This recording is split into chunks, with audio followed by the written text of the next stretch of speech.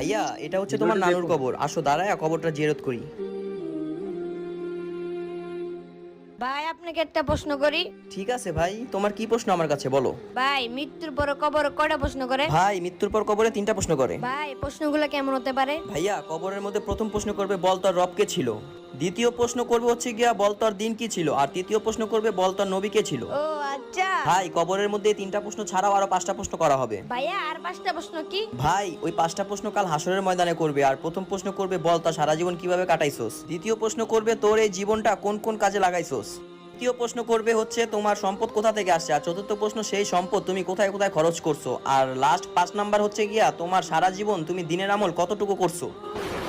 ছোট ভাই আমাদের মুসলমানদের কাল হাসরের ময়দানের জন্য এই 8টা প্রশ্ন তৈরি করেই রাখতে হবে। শুক্রিয়া ভাইজান। ভাই আপনি একটা ভালো শিক্ষা দিয়েছেন, আজকের থেকে আমি এই আমলটাই করব। ভিডিওটি ভালো লাগলে কমেন্টে অবশ্যই আমিন লিখবেন।